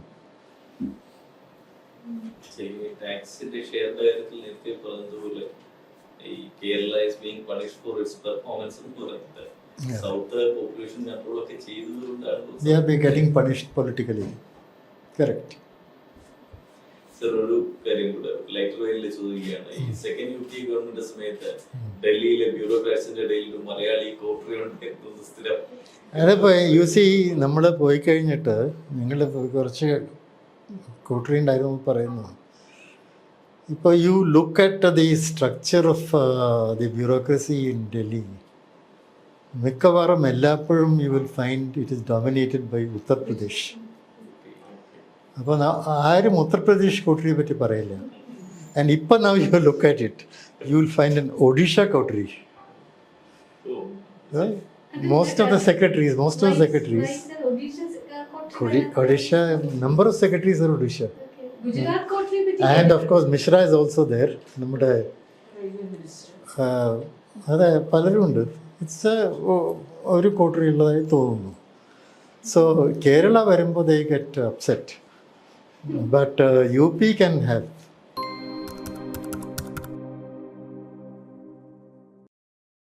ഇലക്ഷൻ കമ്മീഷന്റെ ക്രെഡിബിലിറ്റി ഇലക്ഷൻ കമ്മീഷൻ്റെ ക്രെഡിബിലിറ്റി പോയോ എന്നുള്ളത് നമുക്ക് പറയാൻ പറ്റില്ല. Actually it is a kind of defeatist statement അല്ലേ. ഇപ്പോൾ ഞങ്ങൾ തോറ്റാൽ it is because of Election Commission അല്ലേ. I don't know. Let us see what happens on June 4th. Because നമ്മളിപ്പോൾ ഇതുവരെ ഈ ക്രിറ്റിസിസം has been continuing. ഈ നമ്മുടെ EVMs VVPAT, all those things have been there. പക്ഷേ എന്നാലും പല സ്റ്റേറ്റ് ഗവൺമെൻറ്റിലും മാറ്റം വന്നിട്ടുണ്ട്. പലരും തോറ്റിട്ടുണ്ട് ജയിക്കുന്നു പറയുന്നത്. So whether it is so material എന്നുള്ളത് ഇപ്പോൾ പറയാൻ പറ്റും തോന്നുന്നു എനിക്ക്. I don't see any reason really why you should say. പക്ഷേ ചില കാര്യങ്ങളുണ്ട്, ചിലർ പറയുന്നത് ലൂസായിട്ട് സംസാരിക്കുന്നത്. When the government is doing it, they are not taking any action. When opposition is doing it, you're taking action. Same thing as with ED and CBI and all. അതുണ്ട്, അത് കാണുന്നുണ്ട്. So to that extent, it is a reflection of overall governmental systems. പക്ഷെ അതൊന്നും തെരഞ്ഞെടുപ്പ് റിസൾട്ടിനെ അത് പറയാൻ പറ്റില്ല, നമുക്ക് നോക്കണം.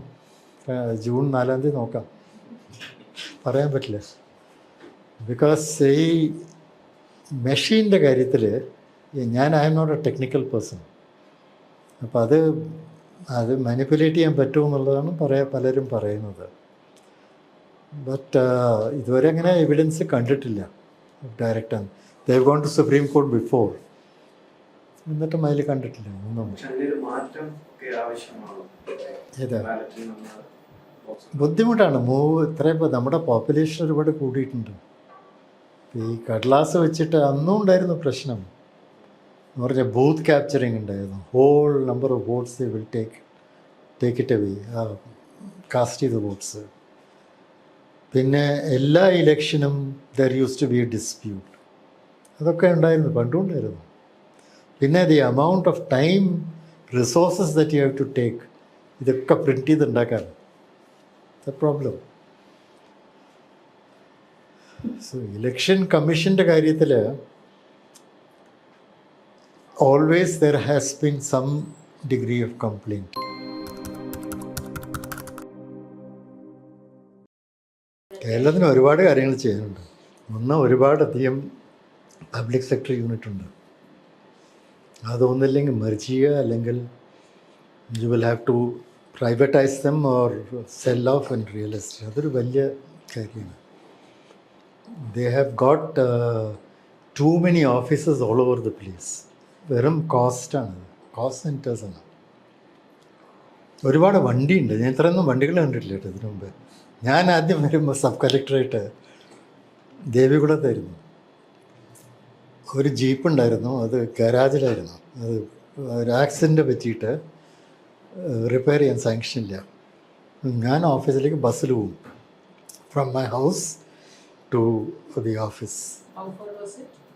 It was not long, about 2 kilometers. പക്ഷേ ഹില്ലായതുകൊണ്ടേ ദേവികുളത്ത് I had to take a bus. And പിന്നെ traveling also I had to borrow jeeps from here and there. ഈ GST should make a big difference to Kerala, because ഇതൊരു destination based tax ആണ്, and we are the biggest consumers in the whole country. അപ്പോൾ ഒരുപാട് പൈസ നമുക്ക്, but somehow I don't know if the entire amount is coming in.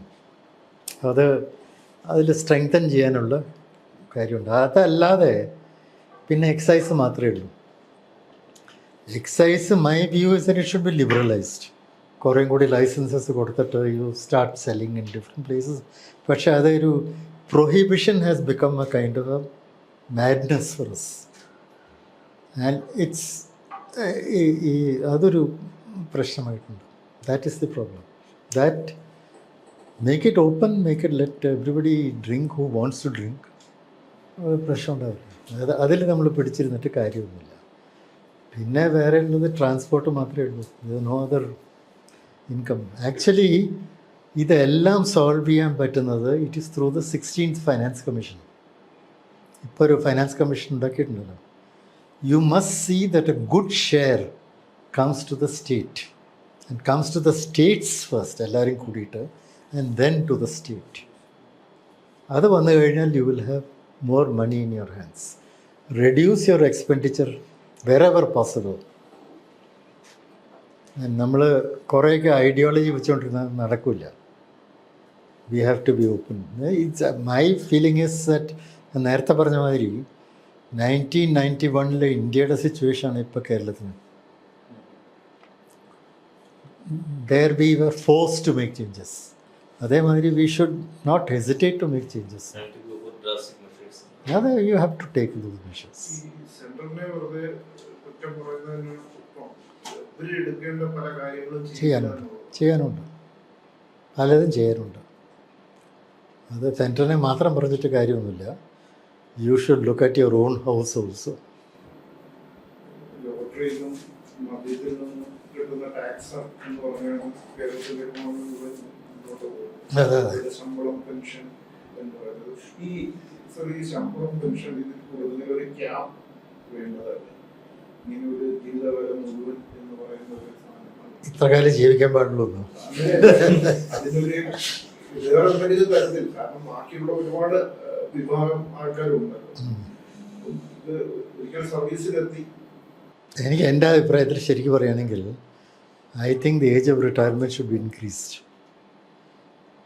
ഇപ്പോൾ 56, 57 വെച്ചിട്ട് എന്താ കാര്യം? I mean people are young at 57. അതിപ്പോൾ if you make it now 65 people are perfectly in command of their senses. They can work. And ആ 8 കൊല്ലത്തെ pension കൊടുക്കേണ്ടി വരില്ല. അത് നടക്കില്ല. Because they will say unemployment വരുന്നു. Employment through government will be difficult. നമുക്ക് employ ചെയ്യാനുള്ള കപ്പാസിറ്റി ഇല്ല. Government cannot be a source of employment. Government has to do many things and it needs to take, I mean, as many people as needed and what we can afford. അതാണ് പ്രശ്നം. ശ്രീജി ചോദിച്ചതിന്റെ ഒരു continuation ആയിട്ട് വരുന്നത് ഈ 5-year പേ റിവിഷന്റെ ഒക്കെ ആവശ്യമുണ്ടോ? എല്ലാ 5 ഇയറും government എംപ്ലോയീസിന് പേ റിവിഷനിലേക്ക്? ഇല്ല 10 കൊല്ലം മതി. 10 കൊല്ലം. ഇപ്പോൾ മറ്റേത് 8th ഫൈനാൻസ് കമ്മീഷൻ ഇപ്പോൾ വന്നിട്ട് കൂടിയില്ല ഇതുവരെ. 7th ഇൻ ദ സെൻറ്റർ ഇനിയും അനൗൺസ് ചെയ്തിട്ട് കൂടിയില്ല. Where you have financial difficulties, ഇത് നമ്മൾ it should not be an employee oriented government. Sir, ഈ എംപ്ലോയീസിന്റെ നമ്പർ കുറയ്ക്കുന്നത് ഈ കമ്പ്യൂട്ടറൈസേഷൻ ഒക്കെ പറഞ്ഞത് ഇപ്പൊ ഈ അടുത്ത് നമ്മുടെ ധനകാര്യമന്ത്രി പറയുന്നുണ്ടായിരുന്നു ഇന്ത്യയിൽ ഏറ്റവും കൂടുതൽ PSC വഴി അപ്പോയിന്റ്മെന്റ് നടത്തിയ സംസ്ഥാനം ഒരു ക്രെഡിറ്റ് ആയിട്ടാണ് അദ്ദേഹം പറയുന്നത്. പക്ഷെ ഈ എംപ്ലോയീസിന്റെ എണ്ണം ഇത്രയും വേണം, അല്ലെങ്കിൽ അത് കുറയ്ക്കേണ്ടതല്ലേ ഈ ടെക്നോളജി ഒക്കെ ഇത്രയും കൂടിയ? എനിക്ക് തോന്നുന്നു കുറേയൊക്കെ ചെയ്യാൻ പറ്റും. ചില ഓഫീസസിൽ ഒന്നും നടക്കുന്നില്ല, നമുക്കറിയാം. So you have to rationalise your staff structure. വേണ്ടത്ര ചെയ്യേണ്ടി വരും. എന്നാൽ കുറയ്ക്കാൻ പറ്റും. പക്ഷേ എന്നാലും നമ്മുടെ പ്രോബ്ലം ഈസ് പോപ്പുലേഷൻ. നമ്മൾ if you compare population ratio with the staff, compare India with the rest of the world, നമ്മുടെ ഏറ്റവും കുറവാണ്. We have only about 11 in 1 lakh of 11 people for 1 lakh population or something. അങ്ങനെയാണ് വരുന്നത്. അത്രയേ ഉള്ളൂ നമുക്ക്. Other states have, other countries have much more. So that is not the issue. we are not we need to use our staff better. പിന്നെ ഈ public sector ഉണ്ടാക്കുന്നത് ഒരു consultancy has to come down. ഒരുപാട് കൺസൾട്ടൻസിയിൽ പോകുന്നുണ്ട്. അത് ആവശ്യമുണ്ടോ ആവശ്യമില്ലെന്ന് നോക്കിയിട്ട് ചെയ്യണം. ലൈക്ക് സിൽവർ ലൈനൊക്കെ ചെയ്തിട്ട് കാര്യമില്ല. അത് what was a need? It was not something that railway will ever agree. ഒരു എക്സിസ്റ്റിംഗ് ലൈനുണ്ട്, they will not agree to something else. ചോദിക്കാൻ വിട്ടു ഒരു കാര്യം ചോദിച്ചു നിർത്താം. സാറിന്റെ ഒരു കപ്പിൾ ഓഫ് ഇയേഴ്സ് ജൂനിയർ ആണ് ഇപ്പോഴത്തെ വെസ്റ്റ് ബംഗാൾ ഗവർണർ. 15 കൊല്ലം. അയാൾ 85 ബാച്ചല്ലേ? 78 ആണോ? ശരി, 8 കൊല്ലം. 76 അല്ല, 76 അല്ല, മേ ബി 79 or 78. വളരെ ക്ലോസ് ഒന്നുമില്ല. I have not worked with him. Major allegation വന്നിട്ടുണ്ട്. I think he should clear it up. എൻ്റെ ബിലീഫ് ഇനിയിപ്പോൾ If he is innocent, then why not make it open? Police ആരെ enquiry ചെയ്താലും എന്തായാലും കുഴപ്പം. He says there is a political conspiracy. പ്രത്യേകിച്ച് ഇലക്ഷൻ്റെ സമയത്ത് പൊളിറ്റിക്കൽ കോൺസ്പിരസി അല്ല, ഇതിപ്പോ it's very easy. If you have A CCTV, you just have to show that CCTV. You can open it up and let people know that nothing has happened. It is better for him, അല്ലേ?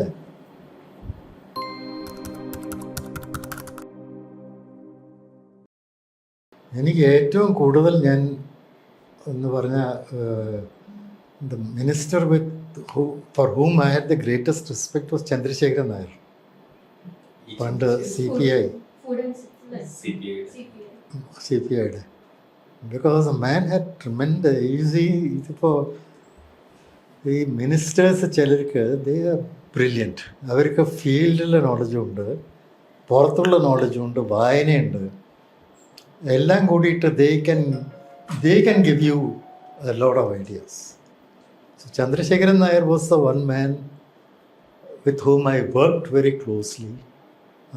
Entire Maveli store, Onam market, എല്ലാം. Basically we could work together and he gave support. എന്ന് പറഞ്ഞാൽ പല കാര്യങ്ങളിലും ഞങ്ങൾ എന്തെങ്കിലും കാര്യം ചെയ്താൽ അവിടെ പ്ലാനിങ് ഈ ഇതിൽ സിവിൽ സപ്ലൈസ് കോർപ്പറേഷനിൽ ഇവിടുന്ന് സപ്പോർട്ട് വേണമല്ലോ. നോർമലി അത് ഫൈനാൻസിൽ കൂടെയൊക്കെ പോകണം, പിന്നെ അവരെന്തെങ്കിലുമൊക്കെ എഴുതി വയ്ക്കും, പിന്നെ വലിയ ബുദ്ധിമുട്ടാണ്. But here I just use to do certain things. അതിൽ ചിലപ്പോൾ നഷ്ടം വരും. നഷ്ടം വന്നാൽ I will write to the private secretary to Chandrasekharan Nair and he will approve and send it. വേറെ ഒരു നടുക്കിലും ഒരു ലെവലും ഇല്ല. So that kind of faith and trust ഉണ്ടായിരുന്നു. I enjoyed working with Karunakaran. Karunakaran ഇതേമാതിരി ഒരിക്കൽ ട്രസ്റ്റ് വന്നു കഴിഞ്ഞാൽ then he is fully with you. He'll never ഒരിക്കലും Oommen Chandy was A great man in many vase. എന്ന് പറഞ്ഞാൽ ഇത്ര ഹാർഡ് വർക്കിംഗ് ആയിട്ടൊരു മനുഷ്യൻ ഞാൻ കണ്ടില്ല ശരിക്കും. The amount of hours he works.